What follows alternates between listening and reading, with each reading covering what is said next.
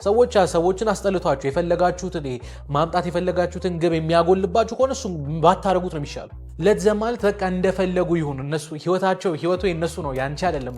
ካለፈ በኋላ እንዳይጸጸቱ ልትይ ትችያለሽ፣ እውነት ነው። ግን ማድረግ ያለብሽን ሁሉ አድርገሽ ከዚህ በኋላ የነሱ ውሳኔ ነው። ስለዚህ እንደፈለጉ ይሁኑ ታያቸው።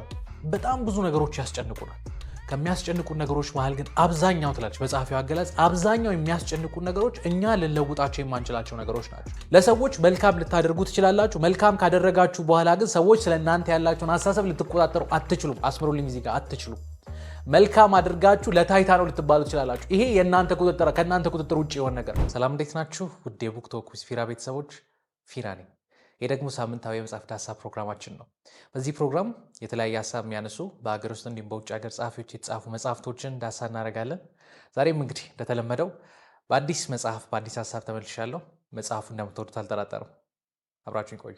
አሁን መድረክ ከታላቁ ደራሲ ከዘነበ ወላ ጋር ተመልሷል። እስከዛሬ እንግዲህ ይሄ ሶስተኛ ፕሮግራማችን ነው። ከተለያዩ ደራሲዎች ከተለያዩ ጸሐፊዎች ጋር ተሰብስበን መጽሐፍቶችን ዳሰሳ እያደረግን እየተወያየን ቆይተናል። በዚህኛው ዙር ግን በጣም ብዙዎቻችሁ ከምትወዱት ሶሻል ሚዲያም ላይ እንዲሁም በመጽሐፉ ከምታውቁት ከዘነበ ወላ ጋር በጣም ደስ የሚል ቆይታ ይኖረናል። እንግዲህ በብዙዎቻችሁ ጥያቄ መሰረት በዚህኛው ዙር ቀድመን መጽሐፉን እናገራለን። በአሁኑ ዙር ዳሰሳ የምናደርገው መጽሐፍ በንጉሴ አየለ የተጻፈውን ታላቁ ጥቁር የሚለውን መጽሐፍ ነው። እንግዲህ መጽሐፉን ያነበባችሁ ሰዎች በጣም ደስ የሚል መጽሐፍ እንደሆነ ተስፋ አደርጋለሁ። መጋቢት 4 ካፒታል ሆቴል የባህል አዳራሽ ውስጥ ከ11 ሰዓት ጀምሮ እስከ 2 ሰዓት ከኛ ጋር ናችሁ።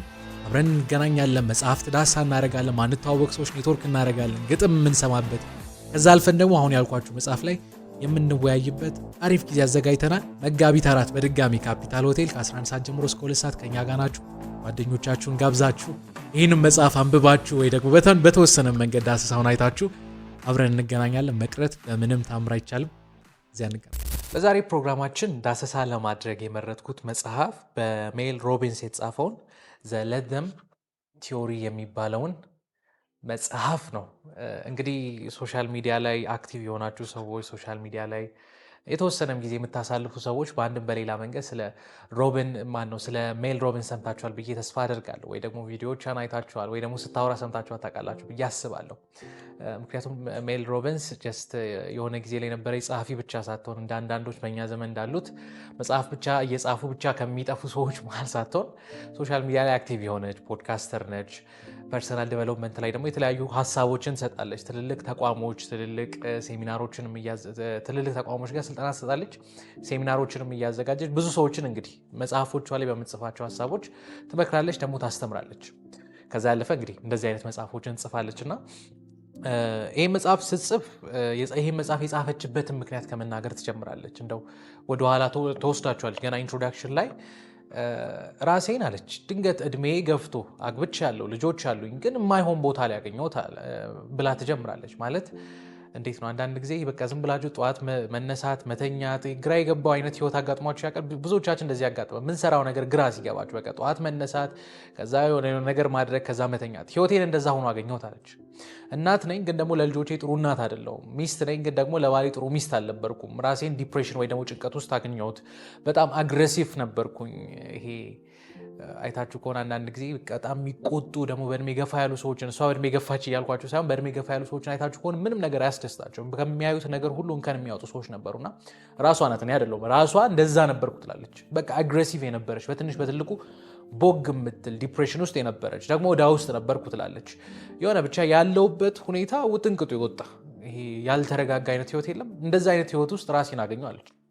እና እንደ አብዛኛው ሰው በዛ ሰዓት ላይ ከዚህ ሁኔታ ራሴን ለማውጣት ምን ማድረግ እንዳለብኝ ያውቅ ነበር። መፍትሄውን ሳላቀርች አይደለም አውቀዋለሁ፣ ግን በቃ እስኪ ደግሞ ትንሽ ጊዜ ልስጠው በኋላ ወይ ደግሞ የሆነ ቀን ወይ ደግሞ እስኪ ትንሽ ጊዜ ልጠብቀው እያልኩኝ ቁጭል ነበር። ይሄ ምን አመጣ ካላችሁ ይበልጥ ከቤተሰብ ጋር ያለውን ልዩነት አሰፋው። ቤት ውስጥ ሰላም በሌላ አይደለም በራሷ ችግር፣ እሷ ደግሞ ችግሩን ታውቀው እንደነበር መጽሐፉ ላይ ጠቅሳለች። ይበልጥ ዕዳ ውስጥ ገባች። ይበልጥ ዲፕሬሽን ውስጥ መግባት ጀመረች። እነዚህ ሁሉ ነገሮች ተጨምረው በቃ አንድ ቀን ራሴንማ መቀየር አለብኝ ብዬ ለመነሳትና ከእንደገና ፕሮክራስቲኔሽን የሚባለው ነገር አለ አይደል? አይ በቃ በኋላ አይ ሌላ ጊዜ። አንዳንዴ ደግሞ ከሰማይ የሆነ ምትሃት እንደው ጊዜ ወይ ፈጣሪ ከሰማይ ወርዶ እንዲያርግ ብሎ እስኪያዝ የምንጠብቁት ነገር የለም። እንደዛ አይነት ነገር እየጠበቅኩ ነበር እና አንድ ቀን በቃ ጨከንኩኝና ለመነሳት ይሄ ልክ እንደ አትሌቶች 5 ሰከንድ ሩል ትለዋለች እሷ። ልክ እንደ አትሌቶች ቁጭ ብዬ በቃ አለሁበት አሁንማ ተነስቼ እንዲህ ማድረግ አለብኝ፣ ተነስቼ ቤቴን ማጽዳት፣ ተነስቼ እንዲህ ማድረግ አለብኝ ብዬ 5 ሰከንድ ለራሴ መያዝ ጀመርኩ አለች። 5 4 3 2 1 ብዬ አንድ ስቆጥር ልክ እንደ አትሌቶች ተነስቼ እሰራለሁ አለች። እና ከዛ ሀሳብ ተነስታ ከዚህ መጽሐፍ በፊት the 5 second rule የሚል መጽሐፍ አውጣ ነበር። እዚህ ላይ ለዘም ቲዮሪ ነው፣ እዛ ላይ ግን the 5 second rule የሚል መጽሐፍ አውጣ ነበር። እና እንደውም ጣል ታደርጋለች እግረ መንገድ ምንም ነገር ለመስራት ፕሮክራስቲኔት እያደረጋችሁ ወይ በኋላ አደርጋለሁ ወይ የሆነ ቀን አደርጋለሁ እያላችሁ የምትቸገሩ ሰዎች ካላችሁ 5 ሰከንድ ለራሳችሁ ቁጠሩ። ከአንድ አትጀምሩ፣ ከ5 ጀምሩ።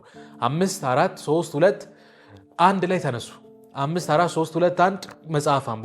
የምታደርጉትን ነገር ለራሳችሁ 5 ሰከንድ 1 2 3 እያላችሁ ከሄዳችሁ ቁጥሩን እስከ 10 እስከ 20 እያላችሁ ልታረዝሙ። ከ5 ወደ 1 ቁጠሩ። 5 4 3 2 ሆፕ 5 4 3 2 መጽሐፍ ማንሳት። 5 3 4 2 መውጣት። የምታደርጉትን ነገር ሁሉ ለማድረግ the5 second ሩልን መጠቀም ትችላላችሁ ብዬ ጻፍኩኝ ትላለች። እንግዲህ ይሄ ገና ኢንትሮዳክሽን ላይ ሁሉንም መጽሐፎቿን በነገራችሁ ላይ ስጽፍ የሆነ ኤክስፒሪየንስ ከመናገር ነው የምጀምረው። የሆነ ካገኘችው ሰው ወይ ከግል ህይወቷ ካጋጠማት ነገር ነው የምትጽፈውና ያ ነገር ቀስ እያለ ህይወቴን ቀየረው ትላለች።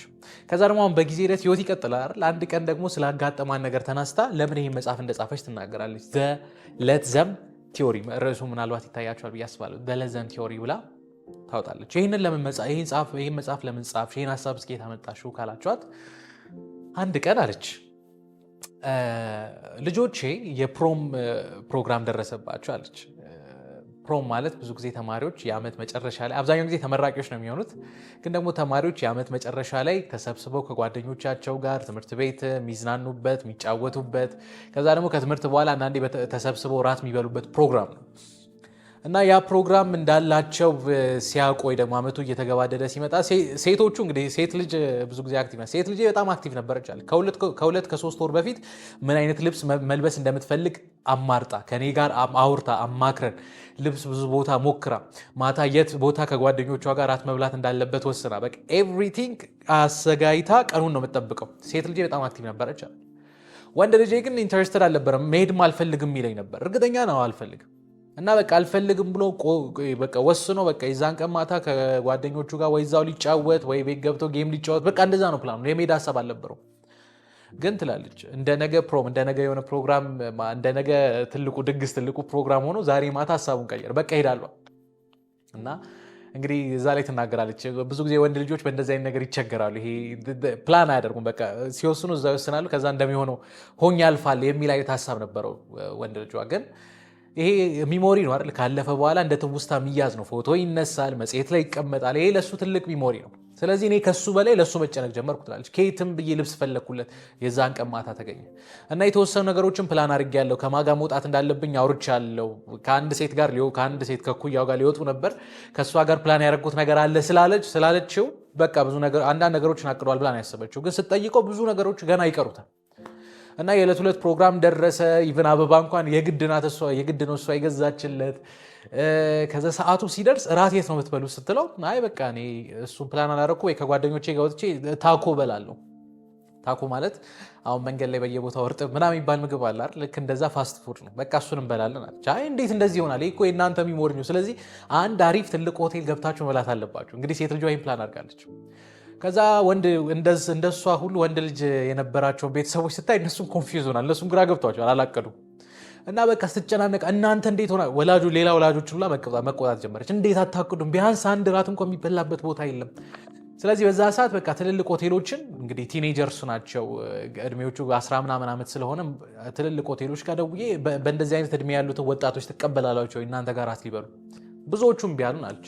እሺ ያሉት ደግሞ ወይ ደግሞ እንቀበላለን ያሉት ደግሞ ሁሉም ተይዟል። እና በዛ ሰዓት ላይ መጨናነቅ ጀመርኩኝ አለች። ከዛ ሳይታሰብ ደግሞ መጽሐፏ ላይ የምትናገረው ነገር ድንገት ዝናብ መዝነብ ጀመር፣ ዝናብ ማካፋት ጀመር። ልጁ ጥላ ያዘ። መኪና የላቸው፣ ቤተሰብ ነው የሚያደርሳቸው። እራት ደግሞ የበሉበት ታኮ ደግሞ እንበላለን ማለት መንገድ ላይ ፋስት ፉድ እስኪሰራ ድረስ መንገድ ላይ ትቆማላቸው፣ ልብሳቸው ሊበላሽ ነው። እና ተጨናንቃ በቃ ማመስ ጀመረች። ድሮ የነበረው ባህሪ ያለ አይደል መምጣት። በቃ ቤተሰብን ልጆቹ መረበሽ ስትጀምር ሴት ልጇ ናት ይሄን ቃል የተናገረቻት። በቃ ለምን እንደፈለጉ አይሆንም ለምን አታያቸውም አለቻት። ለምን ለትዘም በቃ እንደፈለጉ ይሁኑ የሚል ነገር ትናገራታለች። አይ ልብሱ እኮ ይበላሻል ዝናብ ላይ ከወጣ በቃ ይበላሽ። አይ እኮ ራት እኮ የሚበሉበት ቦታ አልዘጋጀም ይጡ። አይ እኮ እንደዚህ ነው በቃ ይሁን። ለትዘም ማለት በቃ እንደፈለጉ ይሁኑ እነሱ ህይወቱ የነሱ ነው ያንቺ አይደለም ካለፈ በኋላ እንዳይጸጸቱ ልትይ ትችያለሽ እውነት ነው ግን ማድረግ ያለብሽን ሁሉ አድርገሽ ከዚህ በኋላ የነሱ ውሳኔ ነው ስለዚህ እንደፈለጉ ይሁኑ ታያቸው ብላ ለትዘም እንዳለቻቸው በቃ እንደፈለጉ ይሁኑ ብላ እንደነገረቻት ልጇ ጻፊያ ትናገራለች እና ያኔ ነው ክሊክ ያደረገው አይምሮ ይላለች ኦኬ ሲገባኝ አለች የኔ ህይወት አይደለም የነሱ ውሳኔ ነው ምናልባት በዝናቡ ልብሳቸው ሊረጥብ ይችላል ስቲል ፈን ነው ይጫወታሉ ስቲል ይጨፍራሉ ይደሰተ በቃ ለነሱ ሚሞሪ ነው ስለዚህ ታውቋቸዋለች ካለፈ በኋላ ልጇ በጣም ደስ የሚል ጊዜ እንዳሳለፈ እንደነገራት መጽሐፉ ላይ ትናገራለችና ከዚህ ሐሳብ ተነስታ ለትዘም የሚባለው ቲዮሪ ምን ያህል ሰዎች ህይወት ላይ ተጽዕኖ መፍጠር እንደሚችል ተረዳው ትላለች ምንድነው ካላችሁ ብዙ ጊዜ ትላለች ጻፊያ ሰዎች በጣም ብዙ ነገሮች ያስጨንቁናል ከሚያስጨንቁን ነገሮች መሃል ግን አብዛኛው ትላለች በጻፊው አገላጽ አብዛኛው የሚያስጨንቁን ነገሮች እኛ ልንለውጣቸው የማንችላቸው ነገሮች ናቸው አብዛኛውን ጊዜ ሰዎች የምንጨነቅባቸው የሚያስጨንቋቸው ነገሮች እንኳን ሄዳችሁ ብታያቸው አንደኛ እኛ ህይወት ላይ ተጽዕኖ ሊፈጥሩ የማይችሉ ነገሮች ሁለተኛ የተጋነኑ ሶስተኛ ደግሞ እውነተኛ ዓለም ላይ የሌሉ ነገሮች ያልተፈጠረ ነገር ነው እያሰብን የምንጨነቀው እሷ ደግሞ በደንብ ታጠባለች አብዛኛውን ጊዜ ሰዎች ስንጨነቅ የምንጨነቀው ከኛ ቁጥጥር ውጪ የሆኑ ነገሮች ነው ትላለች ከዛውን ታጠባለች አብዛኛውን ጊዜ ሰዎች እውነት ነው ከኛ ቁጥጥር ውጪ የሆኑ ነገሮች ናቸው የሚያስጨንቁን ግን ከኛ ቁጥጥር ውጪ ሆኖ በጣም ከሚያስጨንቀን ነገር መሃል አንደኛው ትላለች ጻፊያ የሰዎች ሐሳብ የሰዎች አመለካከት ነው ትላለች ብዙ ነገሮች ሊፈጠሩ ይችላሉ እንዲህ ቢሆንስ ነገር እንዲህ ቢበላሽስ ነገር እንደዚህ ቢሆንስ ስቲል አንቆጣጠረውም ስቲል አንለውጠውም ግን እንደዛ ሁሉ ከምንም ነገር በላይ ቦታ የምንሰጠው እኛ ህይወት ላይ ተጽዕኖ የሚፈጥር ግን ማንቆጣጠረው የሚያስጨንቀን ነገር ቢኖር ትላለች ጻፊያ የሰዎች ሐሳብ የሰዎች ፍላጎት ወይ ደግሞ ሰዎች ስለእናንተ የሚያስቡትን ነገር ማኔጅ ለማድረግ መሞከር እንደሆነ ጻፊያ ትገልጻለች ግን ወደ እውነታው ስትመጡ ማንንም ሰው እዚህ ዓለም ላይ ልትቆጣጠሩ አትችሉም የሚል ሐሳብ ጻፊያ ታነሳለች ማንንም ሰው ምን ያህል ርቀት ትሄዳለች ካላችሁ ትንሽ እየቆየን እናሰፋዋለን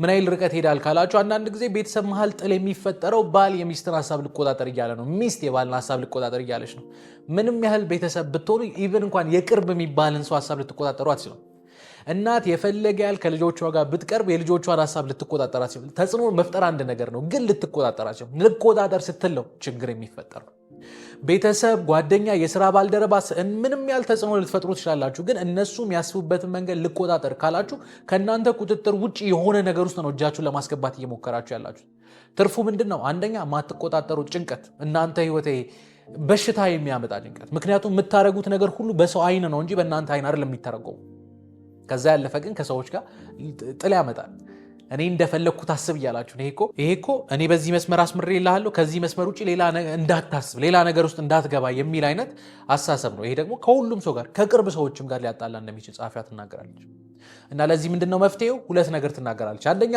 ለትዘም ሁለተኛው ደግሞ ለትሚ ትላለች ምን ማለት ነው እነዚህ ሁለት ሐሳቦች እስኪ ላብራራላችሁ የመጽሐፉ ሐሳብ አብዛኛው እዚህ ላይ ስለሚያመዝን ይሄን ሐሳብ ማንሳቱ አስፈላጊ ለትዘም ማለት ምንም ነገር ስታደርጉ እናንተ ልትቆጣጠሩ የምትችሉት እንግዲህ ይሄን ሐሳብ አስምሩልኝ እዚህ ዓለም ላይ ሰዎች ልንቆጣጠር የምንችለው አንድና አንድ ነገር ነገሮችን የምናይበት ነገሮችን የምናስብበት ነገሮችን የምናደርግበት መንገድ ብቻ ነው ከዚህ ውጪ ያሉት ነገሮች ከእናንተ ቁጥጥር ውጪ የሆኑ ነገሮች ናቸው ለሰዎች መልካም ልታደርጉ ትችላላችሁ መልካም ካደረጋችሁ በኋላ ግን ሰዎች ስለእናንተ ያላችሁን አስተሳሰብ ልትቆጣጠሩ አትችሉም አስምሩልኝ እዚህ ጋር አትችሉም መልካም አድርጋችሁ ለታይታ ነው ልትባሉ ትችላላችሁ ይሄ ከእናንተ ቁጥጥር ውጪ የሆነ ነገር ሰዎችን ረድታችሁ ሰዎች ስለእናንተ ያላቸውን ምላሽ በሌላ መንገድ ሊረዱት ይችላል እናንተ ለመርዳት ብላችሁ ሊሆን ይችላል ያደረጋችሁት ሌላኛው ሰው ግን የሚረዳው ምን አይችልም እያልከኝ ነው ወይ ደግሞ ነገሮችን አጣሞ ባላሰባችሁበት መንገድ ሊያዩ ይችላል ይሄ ከእናንተ ቁጥጥር ውጪ የሆነ ነገር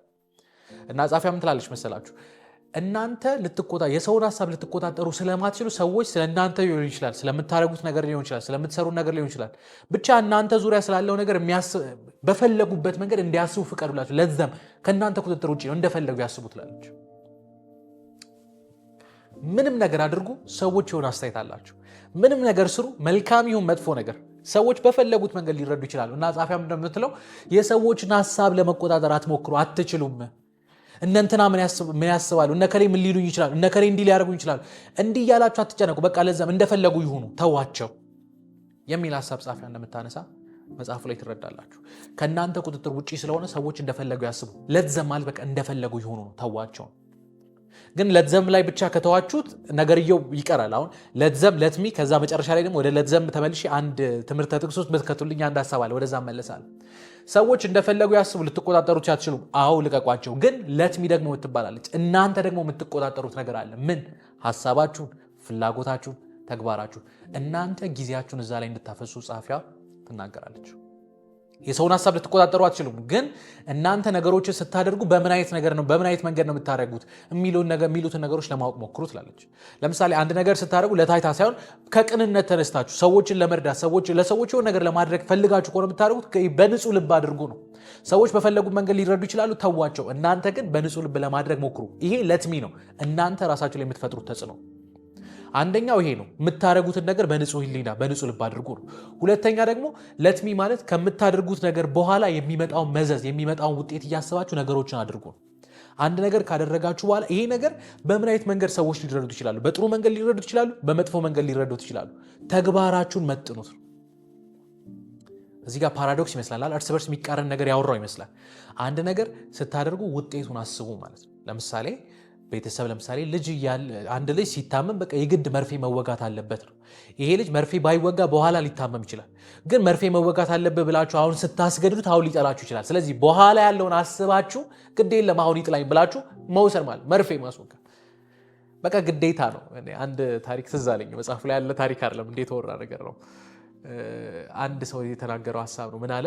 እኔ ልጅ እያለሁ አለ ቤተሰቦቼ የሚገዙልኝ እንዳለ ቆዳ ጫማ ነው። እኔ ደግሞ ቆዳ ጫማ አልወድም። ቆዳ ጫማ ረጅም ሳስታረጉት ይሸታል፣ እግሬ ያበላሻል፣ እንደዚህ ነገሮች አሉ እና በጣም እናደን ነበር አለ። እና ጓደኞቼ ስኔከር ያደርጋሉ፣ ምን ይላል፣ እንደውም በየጊዜው ስኔከር ይቀያይራሉ ምናምን። እሱ አንድ ቆዳ ጫማ ለ2 ለ3 ዓመት ሊያደርግ ይችላል። እሱም ከተቀደደ በጣም ከገፋ ደግሞ ቁጥሩ ካልሆነው በቀር አይቀይርም። እና ወደኋላ መለስ ብዬ ሳይ ቤተሰቦች ያቅም አልነበራቸውም ቆዳ ጫማ የሚገዙልኝ። ጓደኞቼ ለካ ጫማ የሚቀያይሩት ስላላቸው ብቻ ሳይሆን ስለሚቀደድ ነው። እነሱ እንዳይቀደድ በቃ አንድ ቆዳ ጫማ ገዝተው ለ2 ዓመት ያሰርፉታል። ለትሚ ማለት ነው። በኋላ ምናልባት ሰውየው በሌላ መንገድ ሊረዳ ይችላል። ግን ለሱ ጥቅም ብላችሁ ከሆነ የምታደርጉት ተጽዕኖውን እያሰባችሁ አድርጉ። አንዳንዴ ሰዎች ሊጠሏችሁ እንደሚችሉ እያወቃችሁ ለነሱ መልካም ነገር አስባችሁ የምታደርጓቸው ሁኔታዎች አሉ። ስለዚህ የምታደርጉት ነገር በመልካም ልብ መሆን አለመሆኑን እርግጠኛ ሁኑ። የምታደርጉት ነገር በኋላ ምን አይነት መዘዝ ሊያመጣ ይችላል የሚሉትን ነገሮች አስቡ። አንዳንድ ነገሮች ሰዎች ማለት ሊያስጠሏችሁ ይችላሉ። ሰዎችን አስጠልቷችሁ የፈለጋችሁትን ማምጣት የፈለጋችሁትን ግብ የሚያጎልባችሁ ከሆነ እሱም ባታደርጉት ነው የሚሻለው። የሆነ በኋላ ሊመጣ ያለን ነገር በቃ ላሳልፈው ብላችሁ ዋጋ ከፍላችሁ ሰውየውን በመልካም መንገድ ሳይረዳችሁ መጨረሻውን ደግሞ ስታዩት ያን ያህል የሚያጠግብ ውጤት ካልሆነ ትተውታላችሁ። ግን በኋላ የሚመጣው ውጤት መልካም ሆኖ የሚያጠግበው ነው፣ ሰውየውን የሚረዳ ነገር እንደሆነ እርግጠኛ ሆናችሁ ዛሬ ሊቀየማችሁ ዛሬ ሊያዝንባችሁ እንደሚችል ካሰባችሁ ውጤቱን እያሰባችሁ አድርጉ። ይሄ ለትሚ ነው። እናንተ ላይ መስራት የምትችሉት ነገር ወይ ደግሞ እናንተ ራሳችሁ ላይ ተጽዕኖ መፍጠር የምትችሉበት አቅጣጫ ወይ ደግሞ ሳይድ እንደሆነ ጸሐፊዋ ትናገራለች። ይሄ ለትሚ ነው። ሰዎችን አትቆጣጠሩም፣ ተዋቸው። ለትሚ እናንተ ራሳችሁን ትቆጣጠራላችሁ። ግን ደግሞ እዚህ ውስጥ አንድ ትምህርተ ጥቅስ ውስጥ ክተቱልኝ ይናስ ለትዘም ማለት እንደፈለጉ ይሁኑ ማለት እናንተ ላይ እንዲፈነጩ ፍቀዱላቸው ማለት አይደለም የሚል ሐሳብ ጸሐፊዋ ታነሳለች። ለትዘም ማለት በቃ እንደፈለጉ ያስቡ፣ እንደፈለጉ ይሁኑ፣ እንደፈለጉ ያድርጉ ማለት እየተጎዳችሁ ቢሆን እንደፈለጉ ይሁኑ ማለት አይደለም። ለትዘም አንድ አስፔክት ደግሞ አለች። ያላችሁበት ቦታ ይበልጥ እናንተን የሚጎዳ ከሆነ ትታችሁ መሄድ ለትሚ የምትባለው ይሄ እናንተ ተጽዕኖ መፍጠር የምትችሉበት አንደኛው አቅጣጫ እንደሆነ ጸሐፊዋ ትናገራለች። አንዳንዴ መልካም እያደረጋችሁ ጥሩ ነገር እያደረጋችሁ ሰዎች ሳይረዷችሁ ቀርቶ ዋጋ እያስከፈላችሁ ሰዎች ደግሞ እናንተ ላይ መጥፎ የሆነ ተጽዕኖ የሚያመጡ ከሆነ እዛ ቦታ ላይ ለምን ትሆናላችሁ? ምክንያቱም ሄዳችሁ የእናንተን አቅም ትበላላችሁ። መልካም የሆነው ነገር እንዳለ በኋላ ሄዶ ወደ መጥፎ ነገር ሊቀየር ይችላል። ስለዚህ ሰዎች እንዲፈነጩባችሁ ፍቀዱ ማለት አይደለም። ግን መልካም የሆነውን ነገር አስባችሁ አድርጉ። ከእናንተ አቅም በላይ የሆነ ነገሮች ሄደው እናንተ ላይ መጥፎ የሆነ ተጽዕኖ መፍጠር የሚችሉበት መስመር ላይ ሲደርሱ ግን የሆነ የምታልፉት መስመር አለ። ከዚህ መስመር መታለፍ የለበትም የምትሉት ያንን መስመር ሲያልፉ ግን በቃ አለፉ፣ በቃ ይቅር፣ በቃ ለእኔ ህይወት አይመጥንም ብላችሁ ሂዱ ነው። ምክንያቱም ይባላል ከራስ በላይ ንፋስ ይባላል። ምንም ነገር ስታደርጉ ጸሐፊዋ የምትቆጣጠሩት ራሳችሁ ነው። ስለዚህ ራሳችሁ ላይ ትኩረት አድርጉ። አንደኛ ከእናንተ ቁጥጥር ውጪ ስለሆኑ ሰዎች እንደፈለጉ ያስቡ፣ ተዋቸው። እንደፈለጉ ያስቡ ማለት ግን እንደፈለጉ እናንተ ላይ ተጽዕኖ ይፍጠሩ ማለት አይደለም። መልካም መስሎ የታያችሁን ነገር አድርጉ። ለሰዎች ይጠቅማል ብላችሁ ያሰባችሁትን ነገር አድርጉ። ከዛ ውጪ ከእናንተ ቁጥጥር ውጪ የሆነውን የሰውን ሀሳብ ተዉ። ሰዎች ግን ተዋቸው ማለት ስትለቁት አንዳንድ ሰው እናንተ ላይ ተጽዕኖ ለማምጣት ሲሞክር፣ አንዳንዴ መልካምነታችሁን እንደ ደካማ ጎናችሁ ሰዎች እያዩ ሊመጧችሁ፣ ሊበዘምዟችሁ፣ ሊያደክሟችሁ ሲሞክሩ ያንን ቦታ ለቆ መሄድ የሚባል ነገር ለትሚ ውስጥ እንደሚካተት እናንተ ተጽዕኖ መፍጠር የምትችሉት ቦታ ላይ እንደሚካተት ጸሐፊያ ትናገራለች። ስለዚህ ለትዘም የሚባለው ሀሳብ አሁን የነገርኳችሁን ሀሳብ የሚያጠቃልል በጣም ሰፊ የሆነ ሀሳብ ነው። ጸሐፊያ ግን የምትቆጣጠሩት ሀሳባችሁን፣ ተግባራችሁን ስለሆነ እዛ ላይ ትኩረት አድርጉ ትላለች።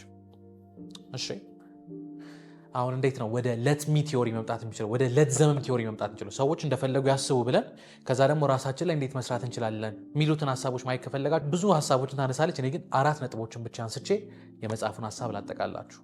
እሺ እንዴት ነው ይህን ሀሳብ ወደ ህይወታችን ላይ፣ ወደ ስራ፣ ወደ ቤተሰብ መተግበር የምንችለው ካላችሁ ጸሐፊያ 4 ነገሮችን ታነሳለች። የመጀመሪያ የምታነሳው ነገር ዶንት ቴክ ቲንግስ ፐርሰናሊ ትላለች። ነገሮችን ፐርሰናል አትውሰዱት። ወይ ደግሞ ውጭ ያለው የሚፈጠረውን ነገር ሰው አክት የሚያደርግበትን መንገድ ሁሉንም ነገር ከራሳችሁ መዝገበ ቃል አንጻር አትተርጉሙት። ማለት ሁሉንም ነገር ከራሳችሁ ጋር አገናኝታችሁ አትሞክሩት። አንዳንድ ጊዜ ሰዎች በማይሆን መንገድ ሲናገሯቸው እንዴት ንቀት ነው እንላለን አይደል? የሚመስልባቸው ሁኔታዎች አሉ። ግን አንዳንዴ ነገሮችን ፐርሰናሊ ስትወስዱ ከእውነታው ራቅ ያለ ነገር፣ ከእውነታው የራቀ ውሳኔ ልትወስኑ ትችላላችሁ። ለምሳሌ አንድ ሰው እናንተ ጋር መጥቶ ሆት ሆኖ ሲናገር ማን ያውቃል? ያ ሰው መንገድ ላይ ተናዶ ሊሆን ይችላል፣ ወይ ርቦት ሊሆን ይችላል፣ ወይ የሆነ ነገር አበሳጭቶ ሊሆን ይችላል፣ ወይ ደግሞ ባህሪውም ሊሆን ይችላል። ስለዚህ ያን ነገር ፐርሰናሊ ተወስዱታላችሁ ማለት ሌላ ሰው ጋር ሳይሆን ይሄ ሰው እኔ ጋር ብቻ ነው እንደዚህ አክት እያደረገ ያለው፣ ስለዚህ ከኔ ጋር የሆነ ችግር አለው ማለት ትጀምራላችሁ። ሁሉንም ነገር ከራሳችሁ መዝገበ ቃል አንጻር መተርጎም ስትጀምሩ ትቸገራላችሁ ማለት ነው። አጋጥሟችሁ ያውቃል? አንዳንዴ ማትወዱትን ወይ ደግሞ በቃ ይሄ ግዴታ ስለሆነባችሁ ለምሳሌ ሁሉም ልብሳችሁ ታጠቡና ማትወዱትን ልብስ ለብሳችሁ መንገድ ላይ እየሄዳችሁ ከጀርባችሁ ሰው ሲስቅ ምንድን ነው የምታስቡት? ልብሴ ነው ትላላችሁ። ለምን? ምክንያቱም ፐርሰናሊ እየወሰዳችሁት። ፐርሰናሊ መውሰድ ማለት ይሄ ሰው ውጪ የሚያደርገውን ነገር ከግል ሀሳባችሁ ጋር መውሰድ ማለት ንቀት ነው ትላላችሁ። ይሄማ እኔን አለማክበር ነው፣ ይሄማ ጥላቻ ነው ትላላችሁ። ሰው ከውጭ የሚያደርገው ነገር ከብዙ ምክንያት ሊመጣ ይችላል። እውነት ነው። አንደኛ እናንተ ጋር ብቻ ያን ነገር ሊያደርግ ይችላል። ያን እንዴት ማኔጅ እናደርገዋለን? ለትሚ እንግዲህ ስለ ለትሚ ቲዮሪ አንስተናል። ትንሽ ቆይቼም ትንሽ ሀሳቡን አነሳዋለሁ። 3ኛ ላይ ካልተሳሳትኩኝ አነሳዋለሁ። ግን ሰዎች ውጭ የሚያደርጉት ነገር ሁሉም ስለ እናንተ ነው ማለት አይደለም የሚል ሀሳብ ጸሐፊዋ ታነሳለች። ሰው ተናዶ ሊመጣ ይችላል፣ አሞት ሊሆን ይችላል፣ ርቦት ሊሆን ይችላል። ስለዚህ ነገሮችን ሁሉ ፐርሰናሊ አተርጉሙት። የመጀመሪያው ሀሳብ ይሄ ነው። ሁለተኛው ዲአታችመንት ኢዝ ፍሪደም ትላለች። ዲአታችመንት ኢዝ ፍሪደም ምን ትላለች ጸሐፊዋ? ሰዎች እዚያ ላይ በጣም ትልቁ የምንፈጥረው ስህተት ትላለች ራሳችንን ከብዙ ነገሮች ጋር አታች አድርገን ከብዙ ነገሮች ጋር አዋህደን ደስተኛ ለመሆን እንሞክራለን። አንዳንዴ ከገንዘብ ጋር እንጣበቅና ደስተኛ ለመሆን፣ ከስልጣን ጋር እንጣበቅና ደስተኛ ለመሆን እንሞክራለን። እዚህ መጽሐፍ ላይ ባለው ሀሳብ ደግሞ ከሰዎች ጋር እንጣበቅና ደስተኛ ለመሆን እንሞክራለን። አንዳንዴ በቃ ሰው ከሰዎች ጋር ያለን ግንኙነት በጣም ኢንቲሜት የሆነና ሰውየው እንደዚህ ብላ እንደዚህ ይውጣ እንደዚህ ይግባ እንደዚህ ሰውን አንዳንድ ጊዜ ከፍቅርም የመነጨ ሊሆን ይችላል። አንዳንድ ጊዜ በቃ ሰውየውን ልቆጣጠር፣ ሴትዮዋን ልቆጣጠር፣ ኤቭሪ የሚያደርጉትን ነገር በእኔ ቁጥጥር ውስጥ ይሁን፣ ልክ እንደ አሻንጉሊት ማለት እንደዛ ላድርግ እንላለን። እንደውም ጻፊያ ገፋ ብላ አንዳንድ ጊዜ ሰዎችን ለመለወጥ ብለን እንኳን የምናደርጋቸው ነገሮች ከጥቅሙ ይልቅ መጥፎ ጎን ወይ ደግሞ አሉታ የሚባለው ጎኑ እንደሚያይል መጽሐፊያ ትናገራለች።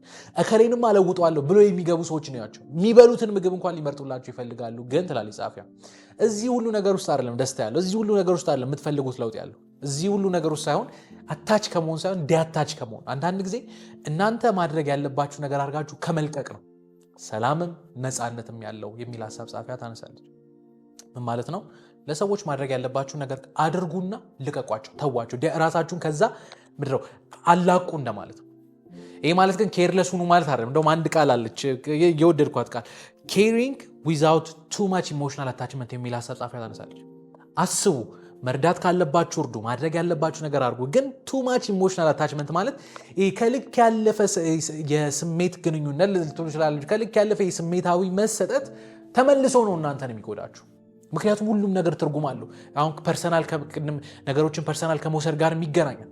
ሁሉም ነገር ትርጉም አለው። ሁሉም ነገር ከሆነ ነገር አንጻር ይገናኛል። ቤት ወጣህ፣ ቤት ገባህ፣ ቅድም ጸሐፊያ በራሷ ልጅ ምሳሌ እንደሰጣችሁ ማለት ከሰዎች ሐሳብ ጋር ውጪ ካለ ስለ ገንዘብ ስለምን ሐሳቦችን ታነሳለች። ግን እዚህ መጽሐፍ ላይ ስለ ሰዎች ስለሆነ ከሰዎች ጋር ስላለን ግንኙነት ስለሆነ የምታወራው እዚህ ሐሳብ ላይ ታመዝናለች። ከሰዎች ጋር ይበልጥ ለመጣበቅ በሞከራችሁ ቁጥር ሰውየው እንደዚህ ያስብ፣ ወንድሜ እንደዚህ ያስብ፣ ልጄ እንደዚህ ያስብ ባላችሁ ቁጥር እነሱ ላይ ከልክ ያለፈ ተጽዕኖ ለመፍጠር በሞከራችሁ ቁጥር እናንተም ትታሰራላችሁ፣ ሰውየውንም ታስራላችሁ። መጨረሻው እንግዲህ አጥፍቶ መጥፋት ነው። ስለዚህ ለእናንተም ለሰውየውም ጤነኛውን ነገር እንዲፈጠር ራሳችሁ እንዲያታች አርጉ፣ ኬር አርጉ። ግን ቱ ማች ኢሞሽናል አታችመንት እንደሚጎዳ ጸሐፊዋ ትናገራለች። ሶስተኛው ሐሳብ ስራ ላይ ስላለ ነገር ነው የምታወራው። ሶስተኛው ሐሳብ ኦን ወርክ ብላችሁ ልትይዙ ትችላላችሁ። ስራ ላይ ጸሐፊዋ እንዴት ነው ለዘም የሚባለውን ቲዎሪ መተግበር የምንችለው ካለች ጸሐፊዋ ምን ትላለች መሰላችሁ? አንዳንድ ጊዜ ከእናንተ ቁጥጥር ውጭ የሆኑ ነገሮች ግን ደግሞ እናንተ ላይ ተጽዕኖ የሚፈጥሩ ነገሮች አሉ ትላለች። የተለያዩ የምትሰሩባቸው ቦታዎች ተማሪዎች ካላችሁ ትምህርት ቦታ ብላችሁ ልትወስዱ ትችላላችሁ። ለምሳሌ እውቅና የማይሰጥ ለእናንተ ቦታ የማይሰጣችሁ አንዳንዴ ለፍታችሁ የሰራችሁትን ነገር እዚህ ግባ እንኳን ማይል አለቃ ሊያጋጥማችሁ ይችላል። አንዳንዴ ለእናንተ ቦታ የማይሰጡ ከጀርባችሁ የሚያወሩ ጥሩ ያልሆነ ወርክ ኢንቫይሮንመንት የሚፈጥሩ ሰዎች የስራ አጋሮች ሊኖሩ ይችላሉ። አንዳንዴ ደግሞ የምትሰሩበት ቢሮ ወይ የምትሰሩበት መስሪያ ቤት ለእናንተ የማይመች ፖሊሲ ሊያወጣ ይችላል። እንደዚህ አይነት ሁኔታ ውስጥ ስትገቡ ጸሐፊያ ራሳችሁን ከዛ ለማስመለጥ ራሳችሁን ሰላማዊ የሆነ ሁኔታ ውስጥ መክተት ከፈለጋችሁ ይሄንን ፕሪንሲፕል ተጠቀሙ። ለዛ የሚባለውን ፕሪንሲፕል ተጠቀሙ። እንዴት ነው ፕሪንሲፕል መጠቀም የምንችለው? ለምሳሌ ጸሐፊያ እዚህ ሐሳብ ስር ብዙ ሐሳቦችን አነሳለች። የተወሰኑትን ነገሮች ልንገራችሁ። የመጀመሪያው ጊዜ በመስጠት አንዳንድ ነገሮች ተጽዕኖ ልትፈጥሩባቸው እንደምትችሉ ጸሐፊያ ትናገራለች። ምናልባት አዲስ ቦታ ስለገባችሁ ሊሆን ይችላል። ከእናንተ ጋር የሚሰሩ ሰዎች ለእናንተ ጥሩ አመለካከት እንደሌላችሁ የተሰማችሁ ምናልባት ተሰምቷችሁ ሊሆን ይችላል። እውነትም ላይሆን ይችላል። በነገራችን ላይ ዙሪያ ያሉ ሰዎች አይወዱኝ፣ ቦታ አይሰጡኝም ያላችሁት ምናልባት ጀማሪ ስለሆናችሁ ስላለመዳችሁ ይሆናል። አንዳንድ ነገሮች በመለመድ ሊታለፉ ስለሚችሉ ትንሽ ጊዜ ስጡ ትላለች። አለቃችሁ ስላላወቃችሁ ሊሆን ይችላል፣ ወይ ባህሪው ሊሆን ይችላል፣ ወይ የመስሪያ ቤቱ ፖሊሲ ጊዜያዊ ሊሆን ይችላል፣ በኋላ ሊቀየር ይችላል። ስለዚህ ለዛም ቲዎሪ በቃ እንደዚህ አይነት ችግር አለ፣ እስኪ ትንሽ ጊዜ ልየውና ከዛ በኋላ ወስናለሁ የሚል ሁኔታ ውስጥ ሊያስገባችሁ እንደሚችል ጸሐፊዋ ትናገራለች። ስለዚህ ትንሽ ጊዜ በመስጠት ይህንን ቲዎሪ ፕራክቲስ ማድረግ ይቻላል። ሌላኛው ትንሽ ጊዜ መስጠት ብቻ አይደለም። ይሄ ነገር የሚቀጥል ከሆነ እፍን ከማድረግ ወይ ደግሞ በውስጥ ቂም ከመያዝ መናገር። ያሳዘናችሁ ሰው ካለ ምሳ ጋብዙት፣ ቡና ጋብዙትና ምን አጠፋው እኔ እንደዚህ ስታደርግ እንዲያውም ይሰማኛል፣ ያጠፋሁት ነገር ካለ ላስተካክል ብላችሁ ተናገሩ። ለአለቃችሁ ፊት ለፊት ተናገሩ። ይሄ እንግዲህ አነጋገር መምረጥ አስፈላጊ ነው። ተናገሩ። ያስቀየማችሁ ሰው ካለ ለምን በውስጣችሁ ትይዛላችሁ? ሄዳችሁ ይሄ ሆት በሆነ ሁኔታ አይደለም፣ ረጋ ባለ ሁኔታ ውስጥ ንገሩት። እንዲህ ስታደርግ እንዲህ ይሰማኛል፣ እንዲህ ስታደርግ እንዲያርክ ይመስለኛል፣ ያጠፋሁት ነገር አለ ወይ ምንድን ነው ችግር ብላችሁ አውሩት። ወይ ደግሞ ሴትም ከሆነች አውሯት። ይሄ ሁሉ ነገር ሆኖ ማይስተካከል ነገር ካለ ቦታ ቀይሩ። ወይ ደግሞ ጓደኛ መቀየር አስፈላጊ ከሆነ በቃ ወደዛም ትገባላችሁ። ስራ መቀየር አስፈላጊ ከሆነ እንደዛም መሆን ይችላል። እንደውም ጸሐፊዋ ስራ ከመቀየር በፊት ቦታ ቀይሩ የሚል ሀሳብ ታነሳለች። በቃ ከዚህ ዲፓርትመንት ወደ ሌላ ቦታ ልነሳ ብላችሁ ጠይቁ። እዛም ሄዳችሁ ተመሳሳይ ነገር ከሆነ ስራ ቦታ መቀየር አስፈላጊ ከሆነ እንደዛም ማድረግ ጥሩ እንደሆነ ጸሐፊዋ ትናገራለች። ይሄ አሁን ያወራሁት ሀሳብ ስራ ላይ፣ ትምህርት ላይ ወይ ጎረቤት መሃል ፕራክቲስ የማታደርጉ ከሆነ ቀስ በቀስ ሰዎች ሞራላችሁን፣ በራስ መተማመናችሁን እየሸረሸሩት እናንተ ላይ ተጽዕኖ ያመጣሉ። እነዚህ ነገሮች መልሰው እናንተን ስለሚጎዱ ጸሐፊዋ እዚህ ሀሳብ ላይ ታሰምራለች። ምንም ነገር ስታደርጉ አንዳንድ ነገሮች በጊዜ ይታሻሉ፣ ወይ ደግሞ በጊዜ ልክ እንደ ወጌሻ ታሽተው በጊዜ እየተመለሰ ቁጭ ላይ ይችላል። አንዳንድ ነገሮች ግን ጊዜ የሰጣችኋቸው እናንተ ላይ ተጽዕኖ የሚፈጥሩ ከሆነ ተናግራችሁ ማይቀየሩ ነገሮች ካሉ ቦታ ልቀቁ። ከእናንተ በላይ ምንም የሚበልጥ ነገር ስለሌለ ማለት ነው። አራተኛ የመጨረሻ ሀሳብ ላንሳላችሁ። አራተኛና የመጨረሻው ጸሐፊያችን ለቤተሰብ ወይ ደግሞ ፎር ፋሚሊ ብላችሁ ልትይዙ ትችላላችሁ። ቅድም ያወራሁት ሀሳብ ነው። ሞር ቅድም ዲአታችመንት ካልኩት ሀሳብ ጋር ትንሽ ይገናኛል፣ ግን ሀሳቡ ማንሳት አስፈላጊ ስለሆነ ልናገር። ጸሐፊያ ምን ትላለች? ፍቅር ማለት ቦታ መስጠት ማለት መዋደድ ማለት ይሄ ራስን ያለፈ ሰው ላይ ልጥፍ ማድረግ ማለት አይደለም። የምትወዱት ሰው ካለ ከሱ ጋር ኳሊቲ ጊዜ ያሳልፉ። ግን ደግሞ አንዳንዴ ፍቅር የሚገለጸው ለሰውየው ቦታ በመስጠት ነው፣ አየር በመስጠት። ልጆቻችሁ መንገድ ትመሯቸዋላችሁ። መንገድ ከመራችኋቸው በኋላ አቅጣጫ ካሳያችኋቸው በኋላ እናንተ ከልክ ያለፈ ለመጫን ስትሞክሩ እንደውም ታሸሿቸዋላችሁ። መንገድ አሳያችሁ፣ አስተምሯችሁ። ካልሆነ ግን ያ መጥፎ መንገድ ራሱ ይሄ ውጤቱ ራሱ ይገፋችኋል። ወይ ደግሞ ውጤቱ ሲጎዱ ወይ ደግሞ ሲያጡ ለካ እውነት ነበር ወደሚለው ሀሳብ ይመጣሉ። የእናንተ ኃላፊነት መንገድ ማሳየት ነው። የእናንተ ኃላፊነት መቀጣት ባለበት እድሜ መቅጣት ነው። የእናንተ ኃላፊነት ባላችሁ እውቀት፣ ባላችሁ ገንዘብ፣ ባላችሁ የትኛውም ነገር የምትወዱትን ሰው ለመርዳት መሞከር ነው። ከዛ ውጭ ግን ያለፈው ነገር የሰውየውን ሀሳብ አትቆጣጠሩ፣ ፍላጎቱን፣ ስሜቱን አትቆጣጠሩ። እናንተ ማድረግ ያለባችሁ ነገር አድርጉና ለሰዎች እንዲያስቡ ነፃነት ስጧቸው። ምንም ነገር እንዲያደርጉ ነፃነት ስጧቸው።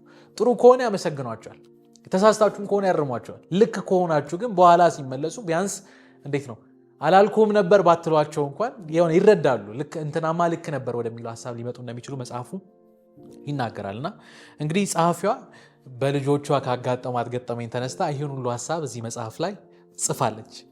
እኔ እንግዲህ በሜል ሮቢንስ የተጻፈውን በሌትዘም ቲዮሪ የሚለውን መጽሐፍ በዚህ መንገድ አየሁት። መጽሐፉን እንዴት አያችሁት? ስለዚህ መጽሐፍ ያላችሁን አስተያየት ከስር በማስቀምጥላችሁ የሶሻል ሚዲያ አማራጮች እየገባችሁ ልጽፉልኝ ትችላላችሁ። ከኔ ጋር ግን በዚህ ሳምንት የነበረን ቆይታ ይህን ይመስላል። ቀጣይ ሳምንት እንዲሁ በአዲስ መጽሐፍ በአዲስ ሀሳብ እንገናኛለን። የቀጣይ ሳምንት ሰዎች ይበለን። መልካም ሳምንት ባይ። አሁን መድረክ ከታላቁ ደራሲ ከዘነበ ወላ ጋር ተመልሷል። እስከዛሬ እንግዲህ ይሄ ሶስተኛ ፕሮግራማችን ነው። ከተለያዩ ደራሲዎች ከተለያዩ ጸሐፊዎች ጋር ተሰብስበን መጽሐፍቶችን ዳሳ እያደረግን እየተወያየን ቆይተናል። በዚህኛው ዙር ግን በጣም ብዙዎቻችሁ ከምትወዱት ሶሻል ሚዲያም ላይ እንዲሁም በመጽሐፉ ከምታውቁት ከዘነበ ወላ ጋር በጣም ደስ የሚል ቆይታ ይኖረናል። እንግዲህ በብዙዎቻችሁ ጥያቄ መሰረት በዚህኛው ዙር ቀድመን መጽሐፉን እናገራለን። በአሁኑ ዙር ዳሳ የምናደርገው መጽሐፍ በንጉሴ አየለ የተጻፈውን ታላቁ ጥቁር የሚለውን መጽሐፍ ነው። እንግዲህ መጽሐፉን ያነበባችሁ ሰዎች በጣም ደስ የሚል መጽሐፍ እንደሆነ ተስፋ አደርጋለሁ። መጋቢት 4 ካፒታል ሆቴል የባህል አዳራሽ ውስጥ ከ11 ሰዓት ጀምሮ እስከ 2 ሰዓት ከኛ ጋር ናችሁ። አብረን እንገናኛለን። መጽሐፍት ዳሳ እናደርጋለን። ማንተዋወቅ ሰዎች ኔትወርክ እናደርጋለን። ግጥም የምንሰማበት ከዛ አልፈን ደግሞ አሁን ያልኳችሁ መጽሐፍ ላይ የምንወያይበት አሪፍ ጊዜ አዘጋጅተናል። መጋቢት 4 በድጋሚ ካፒታል ሆቴል ከ11 ሰዓት ጀምሮ እስከ 2 ሰዓት ከኛ ጋር ናችሁ። ጓደኞቻችሁን ጋብዛችሁ ይህንም መጽሐፍ አንብባችሁ ወይ ደግሞ በተወሰነ መንገድ ዳሰሳውን አይታችሁ አብረን እንገናኛለን። መቅረት በምንም ታምር አይቻልም። እዚያ እንገናኝ።